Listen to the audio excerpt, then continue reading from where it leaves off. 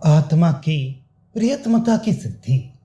जैसे व्याघ्र आदि यदि सामने आता हो तो दृश्य होता है, वही लौटकर परे मुंह फेर कर चला जाता हो तो उपेक्षणीय होता है, और वही यदि लाड़ प्यार से अपने अनुकूल हो जाए तो विनोद साधन बनकर अपना उपकारक होकर प्रिय हो जाता है।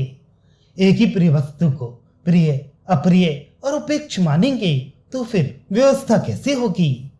प्रिय आदि होने में किसी एक नियत वस्तु के प्रिय, अप्रिय और उपेक्ष होने का नियम भले ही ना हो, लक्षण से व्यवस्था हो जाएगी।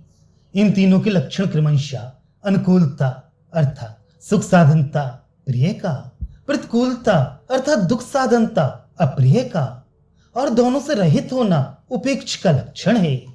संक्षेप यह है कि आत्मा अर्थात प्रत्यागानंद अतिशय प्रिय है। शेष अर्थात आत्मा के भोग के साधन बने हुए पदार्थ प्रिय हैं। इनसे भिन्न व्याघ्र, तृण आदि पदार्थ क्रमशः द्वेष्य और उपेक्ष हैं। इस प्रकार लोक में व्यवस्था है, और याज्ञवल्क्य का भी यही मत है।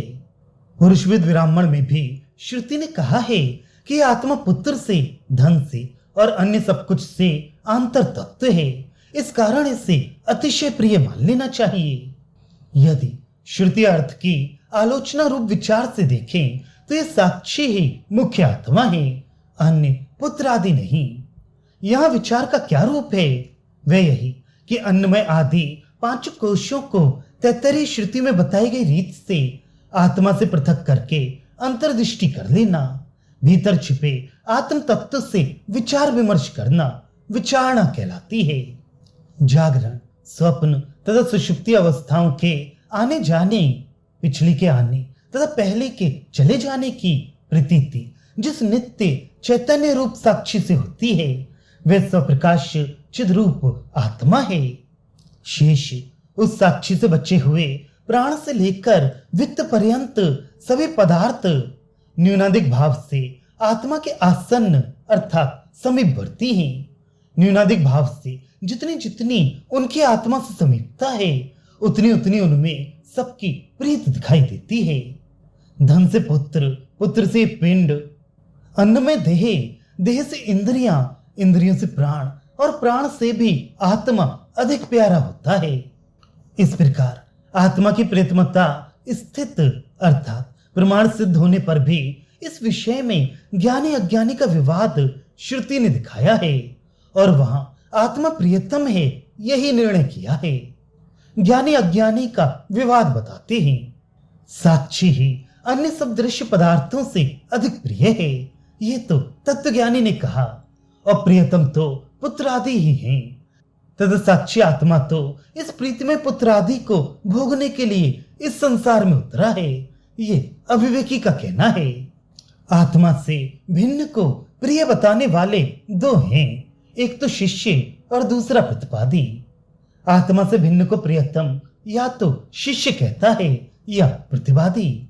उस शिष्य या प्रतिवादी के प्रत्युत्तर रूप वाक्य को ज्ञानी पुरुष क्रम से बोध या श्राप कहता है। अर्थात इस प्रश्न का उत्तर शिष्य के लिए तो ये कि उसे आत्मबोध करा जाए, और प्रतिवादी के लिए उत्तर ये है कि उसे श्राप दिया जाए, अर्थात उसके इस मंतव्य से होने वाली हानि स्पष्ट की जाए। तत्वज्ञानी दोनों को एक ही उत्तर देता है, वह यह कि तू जिस पुत्र आदि को प्यारा मानता है, वह अपने को नष्ट करने पर तुझको रुलाएगा। अब इसका अर्थ बताते हैं। शिष्य इस उत्तर को सुनकर अपने प्रेम पात्र पुत्र आदि की दुष्टता, दोष रूपता को विवेक द्वारा आगे कहे गए प्रकार से समझ जाता है।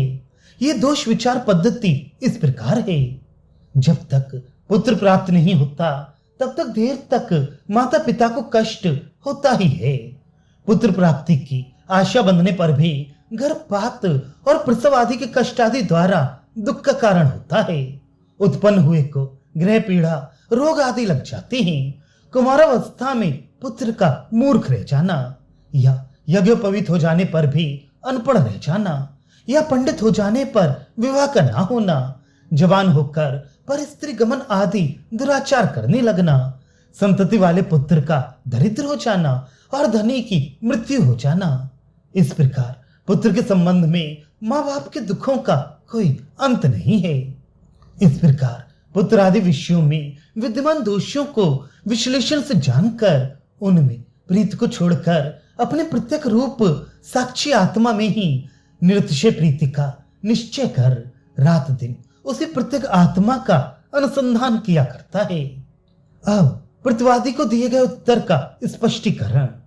आग्रह अर्थात हठ और ब्रह्म विद्वेष के कारण अपने पक्ष पुत्रादि को ही प्रियतम मानने रूप विचार को न छोड़ने वाले प्रतिवादी को तो नरक ही मिलता है और उससे अनेक योनियों में जाने से होने वाले कष्ट होते हैं। ज्ञानी लोगों का अपने प्रतिवादियों को यही श्राप होता है।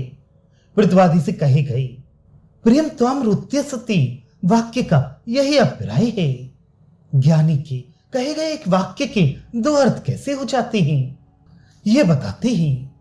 अपने ब्रह्मत्व को अनुभव करने वाला ब्रह्म ज्ञानी ब्रह्म रूप हो जाने के कारण ईश्वर हो चुका होता है।